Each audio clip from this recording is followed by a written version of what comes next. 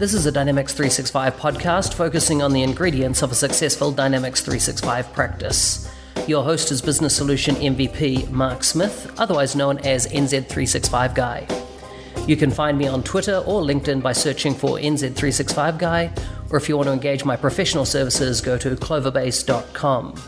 For more information on this interview, show notes, feedback and resources mentioned, or to suggest a guest for future episodes, please go to nz365guy.com/podcast. Thanks to iNorgic for sponsoring the Dynamics 365 Practice Podcast. Maplytics by iNorgic is a market-leading, certified for Microsoft Dynamics 365 geoanalytical mapping app.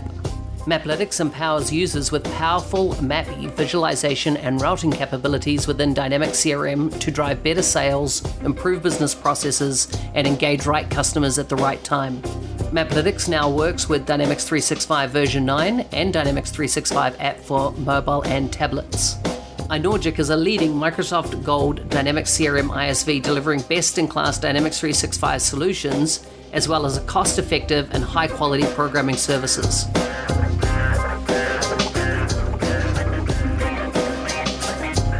Hi everyone, I'm here with Clarissa Simpson, and in this episode we're going to be focusing on her role as a Dynamics 365 administrator. Clarissa, thank you for coming on the show. Good afternoon, Mark. Thanks for having me. Great, so it's good to finally have a chat with you. Clarissa, can you tell us a bit about your background and how you ended up becoming a Dynamics 365 administrator? Well, I can. I have several stories. That's one of my fortes is telling stories. But I'll be honest, I kind of fell into a career in technology. And when I'm asked this question, I have several different answers at play. There were lots of factors that played into it. First of all was that my parents wouldn't let me play basketball in 8th grade because they wanted me to take a typing class. And the two classes conflicted with each other, right? That tells you how old I am. Mm-hmm. I learned to type on a manual typewriter, right? So back in the day. But my dad wanted me to have a useful skill. And I think his goal was probably so that I could be a secretary. And I remember being absolutely astounded as a 12 to 14-year-old kid.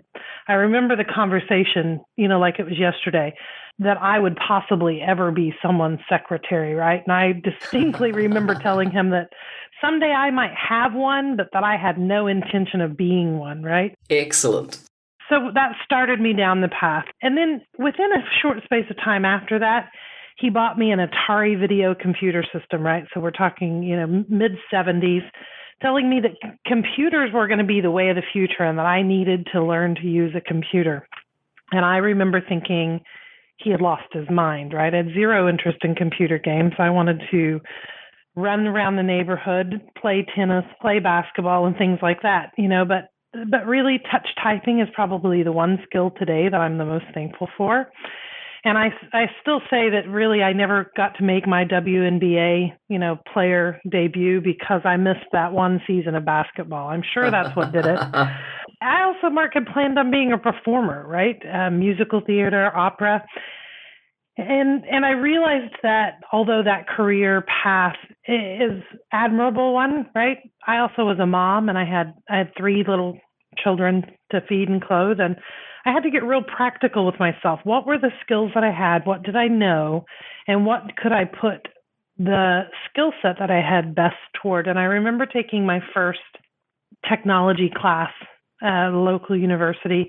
I had a legal technology degree and a business degree already. But I remember thinking, technology is not such a bad backup plan, right? And I sort of fell into it, but I remember all along life's journey, right, being pointed this direction. The other story that I tell, which is really the funniest one, is that must have been in the late 80s, early 90s, I remember getting a look at my first version of Windows. And I remember telling a guy, in a business situation, telling him as he was previewing this new Windows thing that there was no way that was ever going to catch on, right? Life has a funny way of making you eat your words. That's what I have to say about that. So that is how I fell into becoming a Dynamics 365 administrator. I started as a business consultant, and it was a natural journey, taking customers from manual records, right, into ERP systems. And then after those ERP systems, right? I started specializing in Dynamics because it was a product that I found that I had an affinity for. Plus, I understood the community and I understood what people needed from Dynamics CRM. So that's really how I ended up being a Dynamics administrator. Wow. So were you working for a partner? Were you contracting, or were you just employed in a full-time job back then when you started? It started where people that I knew would come to me and say, look, I really need some advice in this area of my business. Can you help me? And I was at that time full-time musician, but I needed to make ends meet. And so I slowly started taking on customers of my own. So I had a very small consultancy company, concept consultancy, that I worked with businesses of all sorts, but primarily industrial customers, contractors, people who needed help getting from a very antiquated manual system into how do we even start with computers? How do we create that journey for ourselves? Everyone's going to computers, but how do we do that, right? And so started my own small consultancy company, and I did that primarily for almost 20 years. So spent a lot of time working with individual customers, direct-to-business consultant. Mm-hmm. Wow, wow, wow. So where was your first experience with Dynamics then? My first experience with Dynamics was when I was working inside the government, so working for the Department of Interior, and we were looking for a record-keeping system for a set of records, a large set of records that could be moved into a situation where there were searchable records, cases, as it were, and that could then live into perpetuity. So we were taking vast volumes, large quantities of original records, scanning them and creating cases from those records, and then leaving them to sit there for long term. So that was my first experience. I had, lots of experience with various ERP platforms, and at that point had started looking at what could we do inside a system that would allow us to manage cases, and began my fascination, I suppose I should say, with customer service and the customer experience inside Dynamics. Wow, interesting. So if we fast forward today, what does the day in the life of a Dynamics administrator look like for you now? I typed 2 words here to myself so that I could use them: organized chaos, right? The thing with being an administrator is that there are all kinds of pressing tasks and best practices. And then there's all those unexpected events that happen around that, right? And so as an administrator, one of the best things that you can do is figure out a way to live with that organized chaos. There's always going to be curveballs thrown at you. So you need a daily plan, right? And part of that is personal organization skills, right? I adhere to the old-fashioned do it, delete it, defer it, delegate it, and that applies to me across whether we're talking about email handling of inboxes for the Dynamics practice, as it were, or whether we're talking about how to organize your day, right? You're always going to have tasks pressing at you from the outside, and everyone else's lack of planning suddenly becomes your emergency. You have to find a way to take all of that and organize it into a structure that means that, how do I take one bite at a time of this really large plate that's been set in front of me? So a day in the life includes making sure that you have plans in place to calm the chaos, right? How do I take each of those tasks and prioritize them? So one of the first things I do is bucket items, right? So that if something is a fire, obviously you've got to put the fire out, right? But you have to move from having so many tasks come in that are fires, that you move items that can and should be bucketized into emergency, right? In other words, we're going to create a plan to deal with emergency items. And how do we do that? And slowly what will happen as you do that, you move away from dealing with daily chaos and emergencies to a pretty well planned out team that takes items as they come in and deal with them. So my priority is, if an item comes in that has to be dealt with immediately, if it can and should be dealt with in less than 5 minutes, then it's handled immediately, right? So we have someone who takes those type of tasks and they're on fire duty, right? And then but we also address the underlying issue, right? So as that item is triaged and moves from completed, right, emergency to completed, why was there an emergency behind that item in the first place? Yeah. Right. So go back and address is it education? Is it an item that the business or someone associated with the projects that are in play missed? Was there a planning task that was missed? Is it simply pointing people the right direction? Are we communicating well? So we sort of have a debrief on those items as well, and how can we do that better in the future? So that's how you end up dealing with that organized chaos. So a day in the life simply involves ensuring that you have all of that chaos bucketized into clear categories, and each category is handled within a set amount of time, or it's distributed to somebody else. That delegate function becomes really, really important.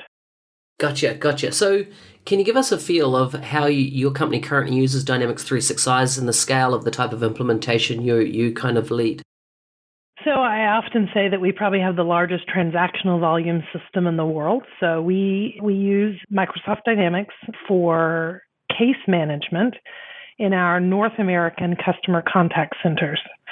We're also currently in the project, multiple Dynamics projects, where we're moving all of our global contact centers to Microsoft Dynamics. And that includes those that are outside the standard contact center world, but maybe in our relationships with dealers as well. So our dealers and our consumers, and interactions, say, between service personnel at dealerships and specialist service agents. So we have several projects going on currently. There are projects in the EU. There's projects here in North America that are handling primarily moving all global platforms to Dynamics. So it's an exciting time to be part of Dynamics because there are so many various projects going, but primarily at the moment, customer engagement, customer service, and case management. Right. So about how many staff across your organization would be using Dynamics on a daily basis?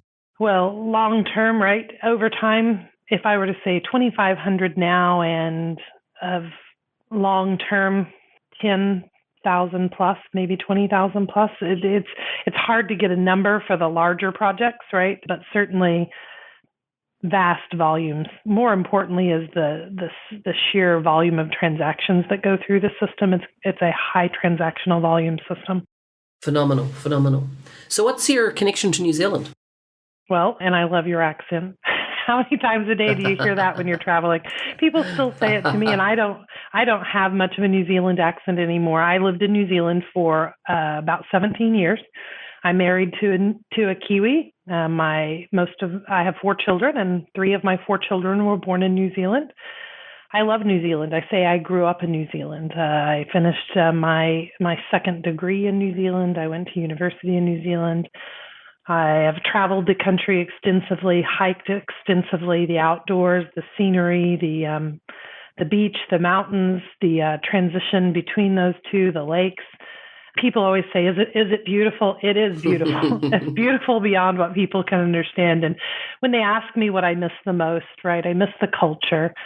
I consider myself incredibly blessed because the vast majority of the commencing of my career, that transition from university to working in business, happened in New Zealand. New Zealand's an incredibly progressive country, right? In terms of technology, adoption of approach, proactively addressing business needs of consumers. And then because it's such a small country, reaching out globally as global businesses, that's something that is on every New Zealand business's mind. And so I consider myself incredibly fortunate. I feel like that time was my tutorial in business, to be honest. I know that when I came back to the United States about 10 years ago, I remember thinking how far behind everything was. But that too was a gift because I was able to come in and immediately make a difference in organizations. So I love New Zealand, though. Thank you for the great plug for my wonderful country. Yeah. My kids call themselves Kiwi kids, and they probably always will. So. Yeah, incredible. So to move our focus onto your team, can you tell me a bit about your team function, the roles or responsibilities and the culture you create in your team? I was thinking about this, and one of the things that kept coming to my mind is how team collaboration works inside Ford. There are lots of organizations that do things well. One thing that we do really incredibly well is teamwork and team collaboration, working alongside each other. Our team works. I'm based in Melbourne, Florida, at our North American Customer Contact Center, and so I work remotely. But our team has this great dynamic between us, and we're a very small team that has supported the current North American deployment. There's less than 5 team members and have been for some time, and we work with business owners and then operational leaders. Look, the way contact centers work, typically speaking, is there's a contact center organization, and then there's also the business owners of the programs inside that. We have well over 100 teams and half a dozen business units inside our organization. So we work with technology leaders, cloud ops, as we're building toward a much larger online project, right? It's about identifying strengths, sharing of information. One of the things that I think is probably our team's one of our most important skill sets is that we're always taking ownership and leadership for certain veins of activity. So whether it's integrations or whether it's deployment or whether it's, CRM or whether it's, some sort of supporting technology or reporting, that we have people who have a focus, right? That's their specialty, but we're incredibly transparent with one another. So we are always collaborating. We work alongside each other. We work in a way collaboratively, digitally. That's very progressive in that we're remotely away from each other, but we work together in collaboration, always respectfully talking about direction and choices, making that case for the reason why we feel that we should go a certain direction, and listening, right? So we have this incredible amount of respect, and we listen to hear what the person is saying, not just to respond to them. They say that, trust is the glue of life. It's probably it's said that it's the most essential ingredient in effective communication, and it's the foundational principles that holds all relationships together. I think I have that little quote up here on the wall in my office, and I'm trying to read it from a distance, but I have it up there for a reason, because we adhere to that all the time, right?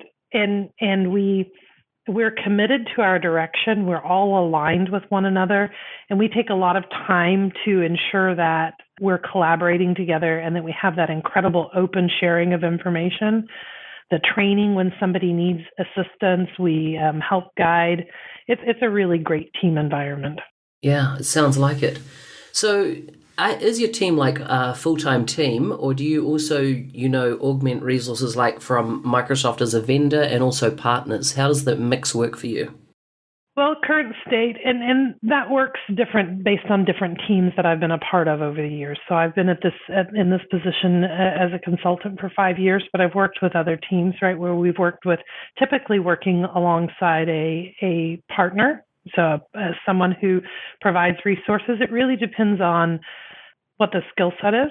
The same goes for our partnerships with our vendor partners, right? Whether it be a third-party supplier or whether it be your partner of record partner, that's someone that you're working alongside, whether it's a hosted, in the cloud hybrid, or whether it's a hosted on-prem deployment. So I've always found that it's important to work alongside those partners, build relationships with them.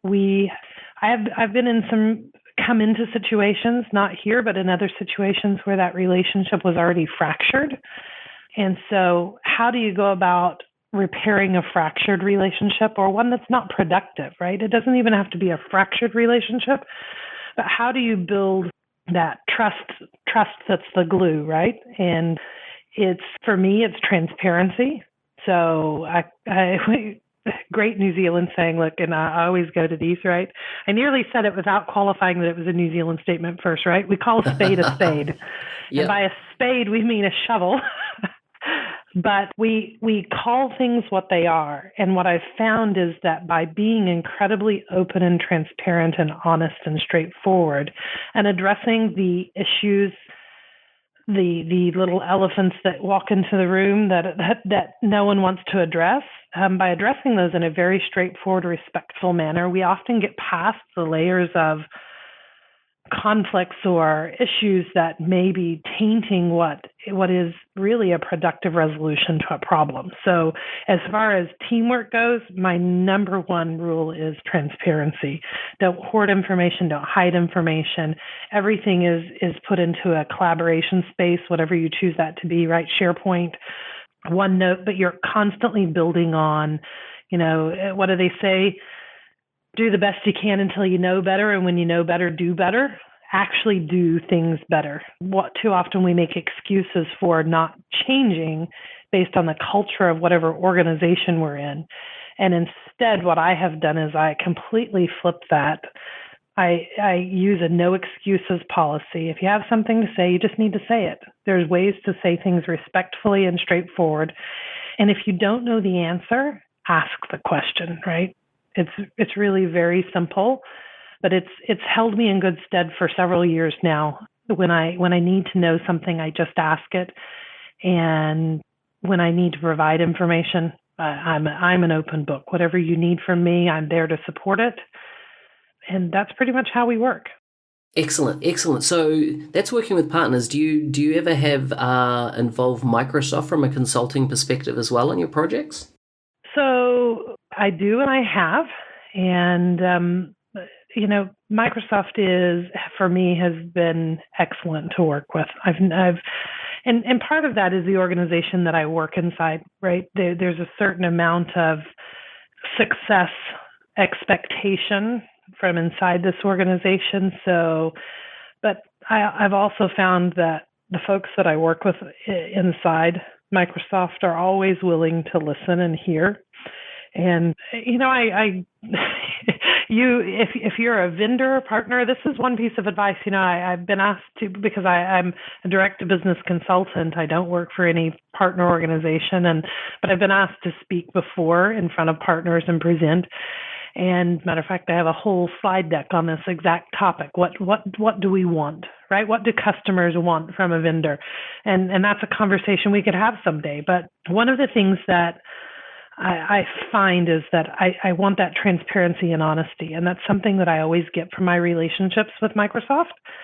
One of the things that's the first thing that will not move you down in my estimations, but makes me question my wanting to do business with you is again, a New Zealand term. See, because I'm talking to you, I think of these things normally. I just say them out loud, and I watch the mysterious, cloudy-eyed people go, I'm not sure what she's saying. And because it's English, sometimes I don't know if it's American English or New Zealand English. It's just a part of my vernacular. That slagging someone off, I don't even know if it's a good word or a bad word, but but it's common. It's something that I don't tolerate, right? There's, no organization is perfect, but I wouldn't speak badly about any organization that I worked for, nor would I speak badly about any organization that I work alongside.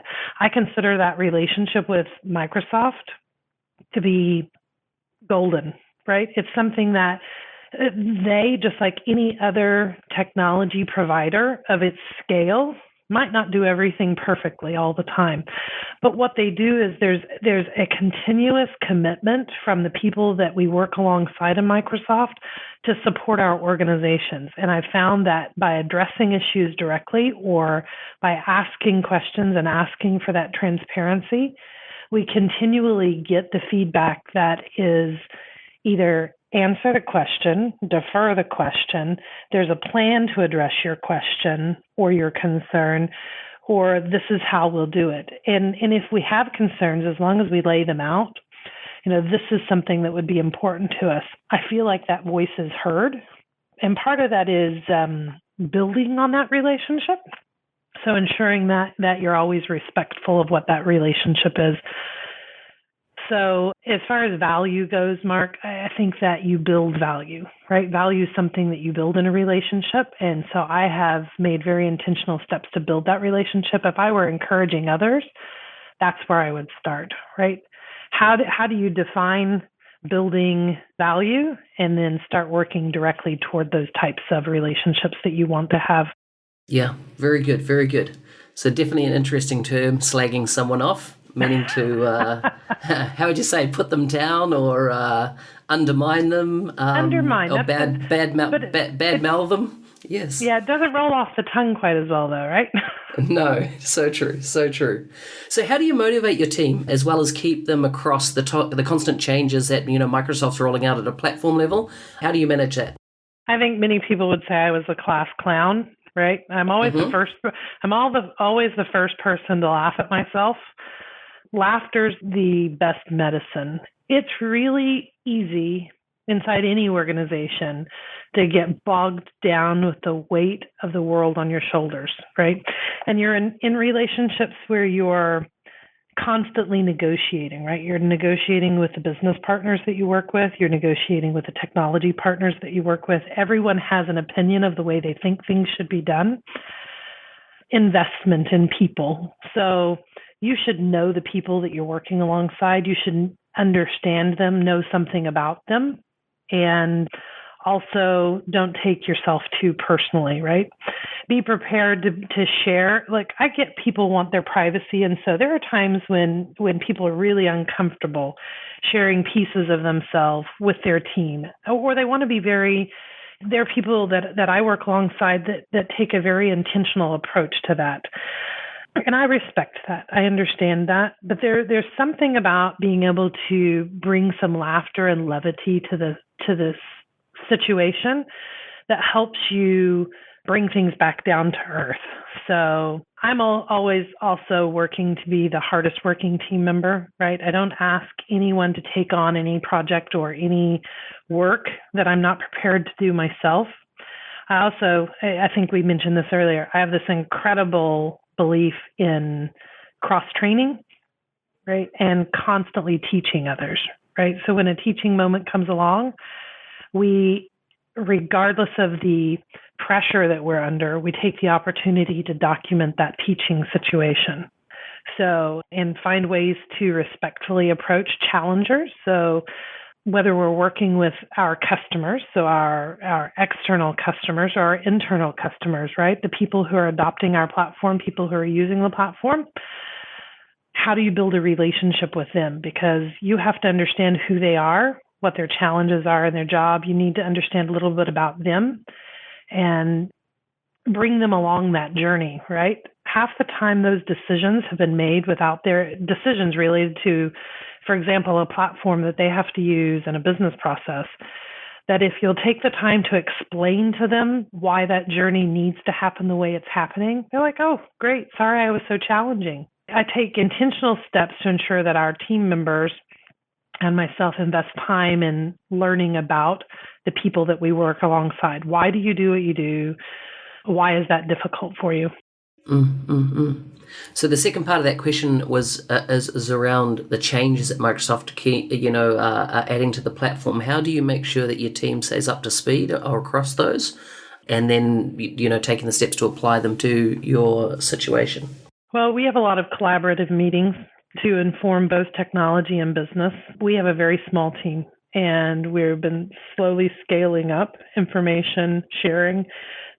It's difficult in a large enterprise organization, in my opinion, and I've worked in several, the government at Ford, large organizations, for everyone to be a specialist, right? And it's very unusual, I think, for technology members to specialize in one platform. I think it's important for large teams like that to bring folks like myself in who do specialize, right? And who play that consulting role. How do I help guide? How do I help those who are responsible for strategizing? How do we help them understand the potential of the platform to meet those business strategy needs? So we have a lot of sessions where we share information, where we talk about the business needs and the technology needs, and we talk about how can the platform be utilized, and in conjunction, right, with all of the apps and associated technologies to support that stack. And then what about other technology stacks outside of that, right? That we're already committed to. So how do we build relationships with those to bring them into what ends up being that center of excellence, right? How do we achieve that constantly moving forward? I want to, my goal is always to get us to the place where we're no longer reacting to changes. Look, change is inevitable, and it's inevitable with this product. How do we get ourselves to the place where we're reacting to that situation and we're able to respond to it? So I've been, challenging my teams to move our thought thinking, our thought processes from absorbing and reacting to those changes to turning our team planning to the place where we can make a responsive change because it's anticipated, right? We talk a lot about digital disruption. We talk a lot about technologies that, aligning technologies, but how do we take real actions? Because sometimes our path isn't always so clear how to get alignment. And then sometimes there are compromises that have to be made. There are partners involved. There are technologies involved that we have long-term relationships with. So sometimes it's an attitude adjustment in your own mind about, okay, great. So we've got to change. Okay, well, let's figure that out. It's a emotional maturity, right? And you have to demonstrate that in your position, whether you're working with, direct technologies, whether you're getting your own way or not. There are times when I don't get my own way and I kind of bristle a little bit, but you have to remove that and think, okay, in terms of, I didn't win that battle, but okay, I get it. And this is probably the path, and these are the reasons why, and how are we going to get to the end goal, which at the end of the day is always, how do we serve our customers better? Yeah, so true. It's great.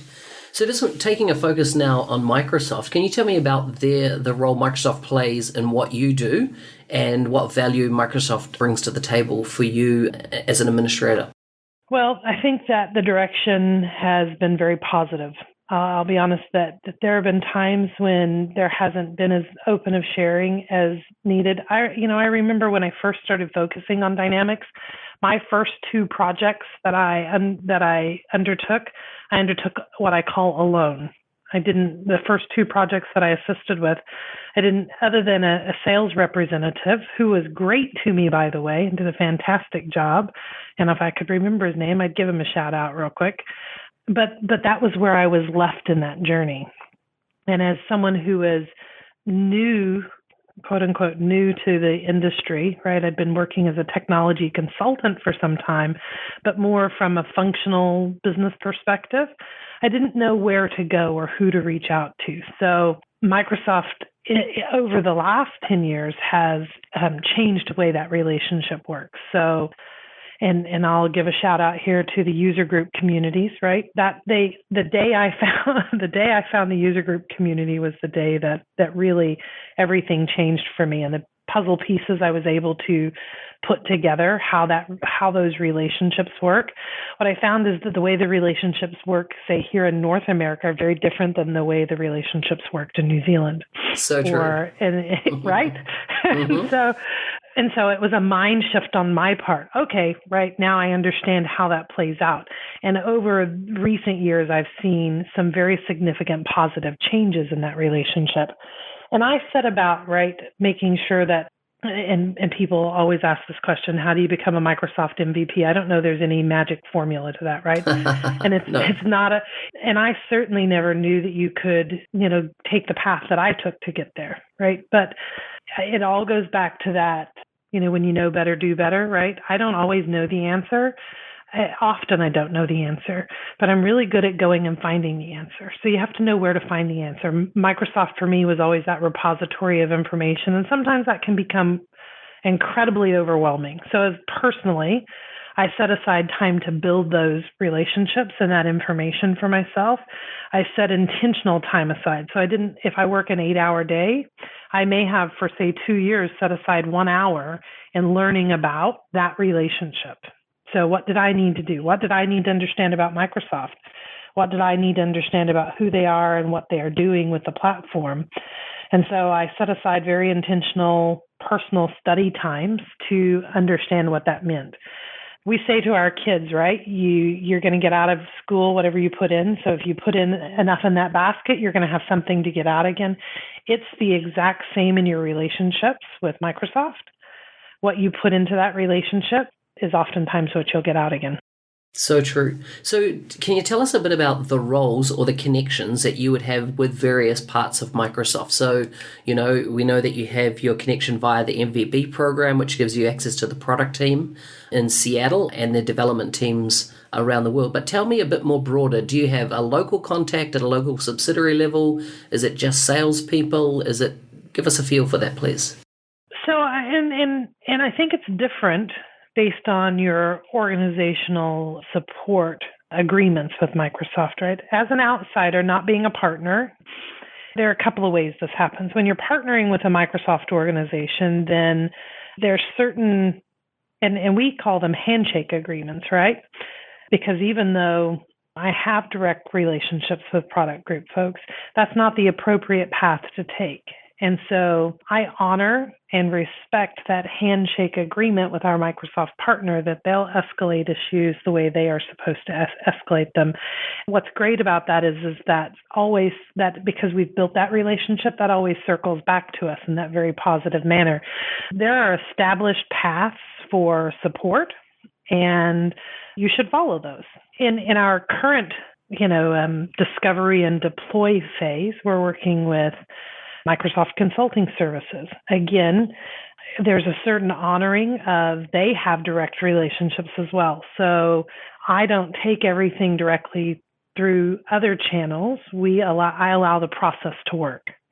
And I sit back and wait for that process to work. And there are times when I have to point the right direction, right? But I find that if one builds those relationships and looks at those, it's about asking, right? Ask for information, make sure you get an org chart, make sure you map out who your contact should be. What is the escalation support path that I'm supposed to follow?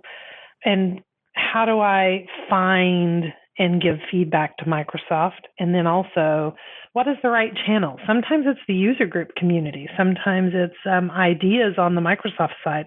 Other times it's direct relationships with Microsoft product members that are part of our organization. As far as established support channels, sometimes it's another direction, but it's figuring out what is the best option each of those times. Yeah, excellent. So apart from the Dynamics 365 platform provided by Microsoft, what other value do you see Microsoft provide? Well, I think that the stack provided by Microsoft and the direction and the commitment to that stack is unparalleled, right? And I've worked with other technology partners, and everyone has their things they do really, really well. And then, those of us in the consulting industry and those who consume those products, we're probably the most critical group to work with. I get, out there. So the value for me is in the stack proposition. And I will almost always point to an integrated solution that is native to the Microsoft stack over an outside vendor partner, if you're asking for my advice as a consultant, right?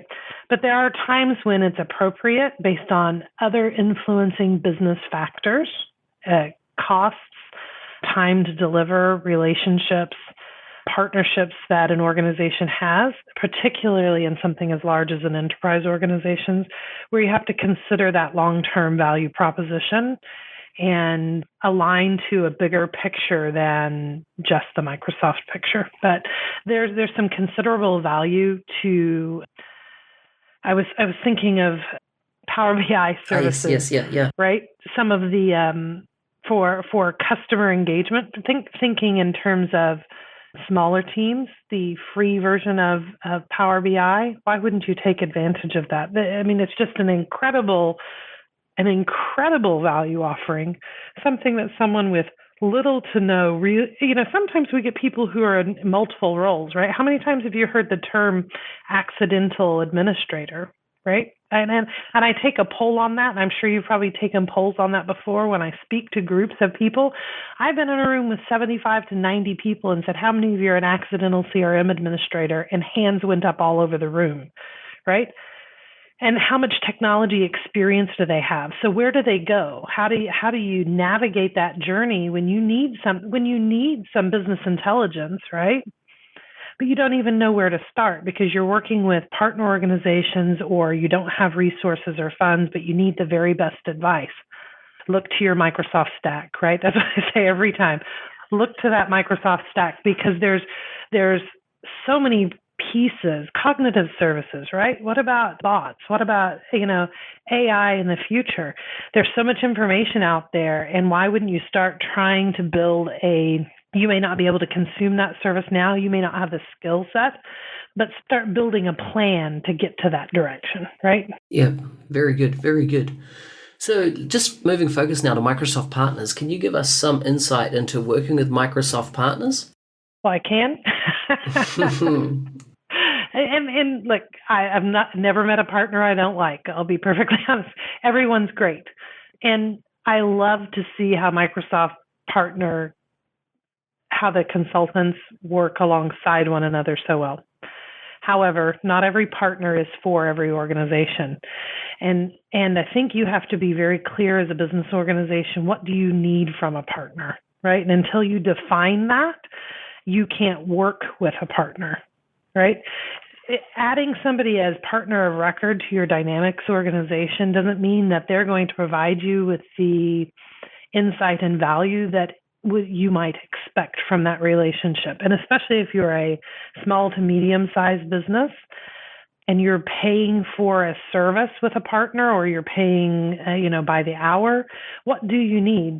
What levels of advice do you need? And do you need technology resources? Do you need dev resources? Do you need people to come in and be dedicated to your team to help guide you into building a strategy and a process?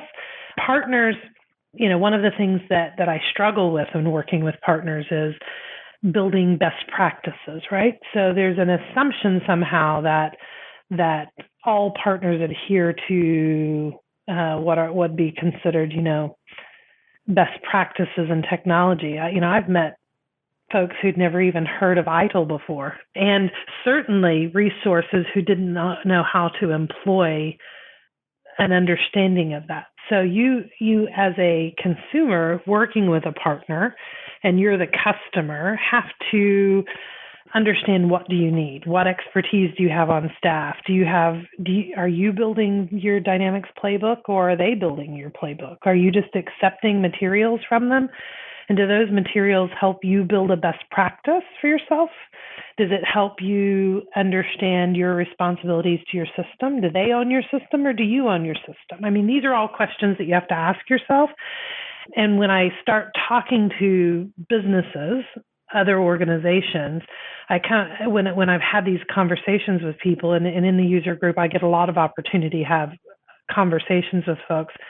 They don't know who owns who's responsible. So very often there's not a RACI chart created. There's no, clear definition of roles and responsibilities.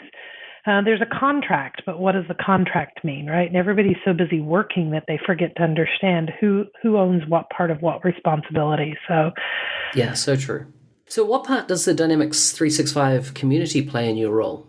Well, in my role as an administrator, the Dynamics 365 community is my educator, right? I can tell you that I may have had some really good experiences in the past and had built myself some really great best practices of my own to adhere to. But what I didn't have was a community that supported my educational goals or that one resource to find information. And sometimes it's not about finding information, it's about finding the right contact, somebody who can help me find the right information. Quite often, I have used the community as an administrator for research when I had a particularly difficult issue to overcome. I remember early on when I went into a deployment that was struggling, coming up with an understanding from myself about what factors outside of CRM might be influencing the performance, right? And being more of a functional specialist, trying to skill myself to ensure that I always understood those conversations between other technology resources and so that didn't sort of go straight over my head. And I like to say that I build that bridge between, I like to dance across the bridge actually between technology and business on a regular basis. But the user group community played a significant role in that. And so I contribute back to the community, right? So I'm the chairperson of the Dynamics 365 UG currently, and we're going through obviously some significant changes and growth in the community. The community's grown just at leaps and bounds. And so what role do I play? I always consider it, where can I help, right? Because I remember how difficult that was for me finding a place, right? Who has the information that I need and where do I find it?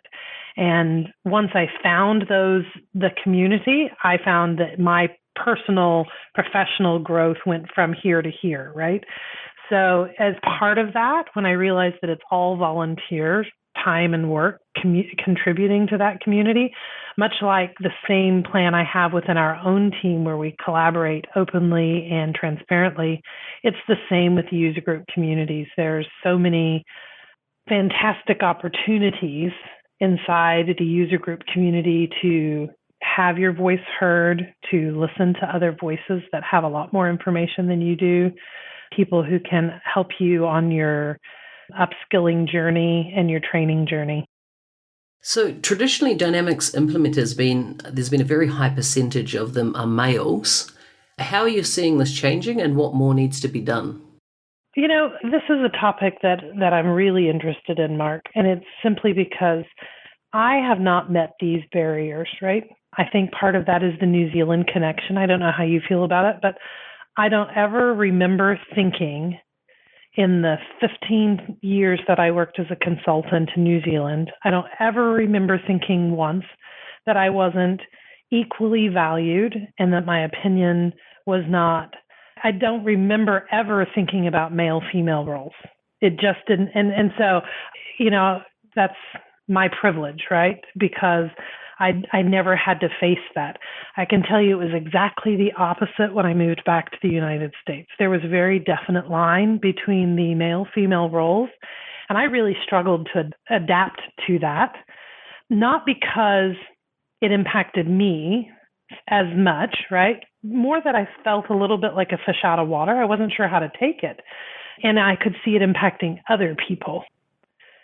And so I think there are lots of strategies in place. I know that the MVP channel has a diversity and inclusion group that I'm a part of, and I'm really pleased that we're trying to build strategies toward ensuring that there's equality across all roles. One of the things that earlier last year I was shocked to find is that, and we certainly don't have that problem in any way, but I've read some research about how some organizations pay their offshore female resources considerably lower than their counterpart male resources.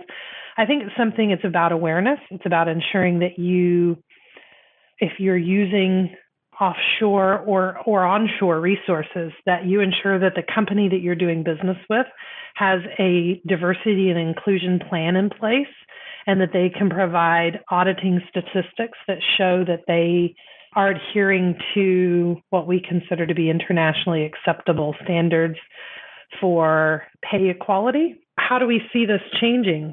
You know, women in technology, right, isn't about, are you a man or are you a woman? We're humans.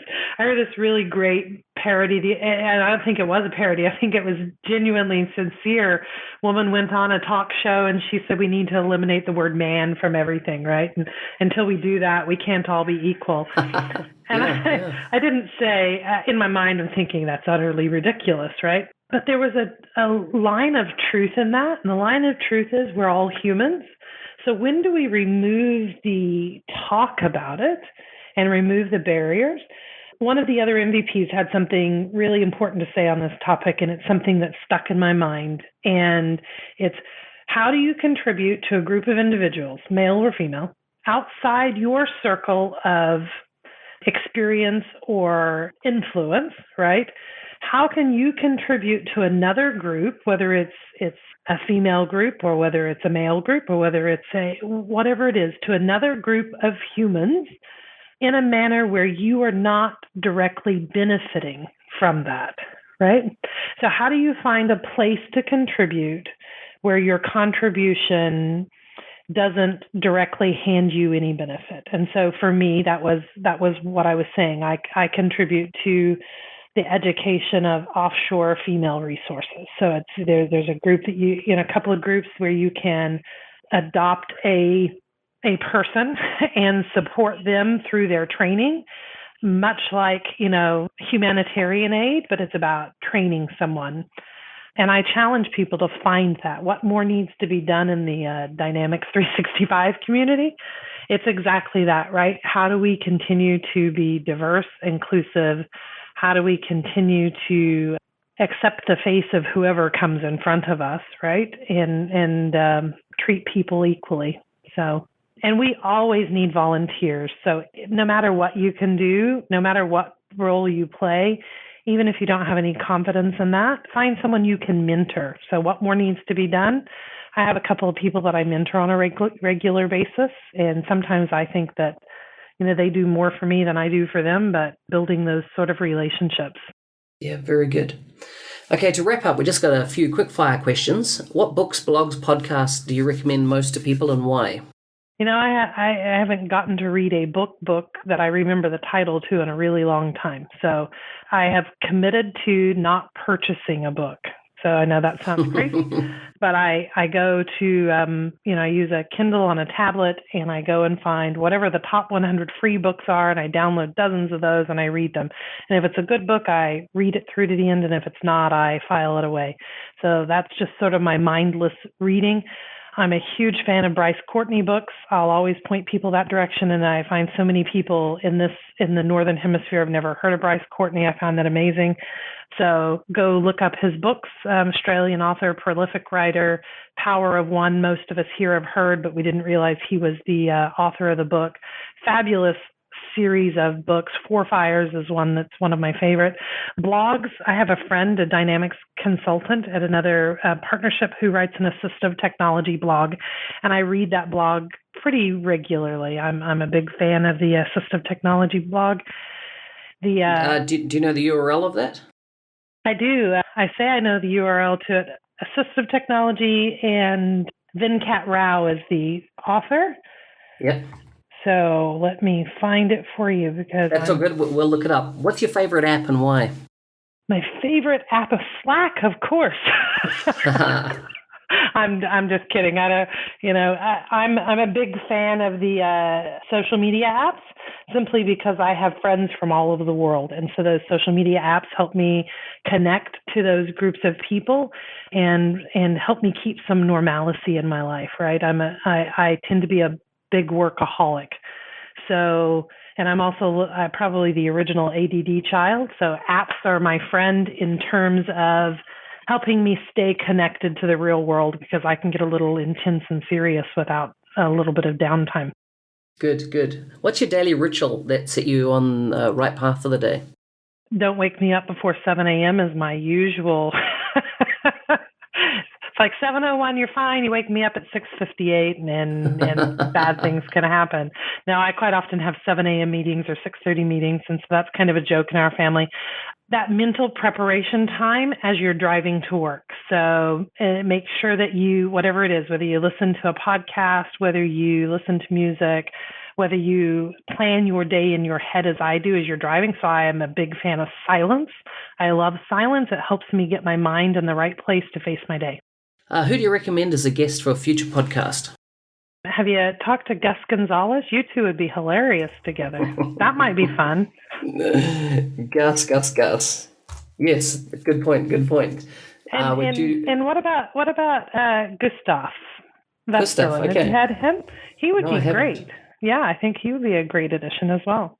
I might have to chat with those guys. And I've got a third person who's one of my favorite people is Sarah Critchley. Yep. I don't know if you've had Sarah before, but she's fantastic. And my final recommendation, look, I could go on for days, but Sarah Jelnick. I think that she's an incredible resource, and I think that you would love to have a conversation with Sarah. Excellent, excellent. Clarissa, it has been a pleasure to have you on the show. Before you go, if people want to connect with you online, where can they find you? Best place to connect with me is on LinkedIn or Twitter. So I reserve those social channels, those social media channels for connections of this nature. So my handle on Twitter, OKKiwiFlyHome. That's OKKiwiflyHome, OKKiwiFlyHome, and I'm readily searchable on LinkedIn. So if for some reason we don't have a connection, you may have to, send that, this is how I know you, but please feel free to reach out. I love to connect with people and field a lot of questions similar to what you've asked me today and point people the right direction for resources on LinkedIn. I get a lot of connections that direction. Excellent.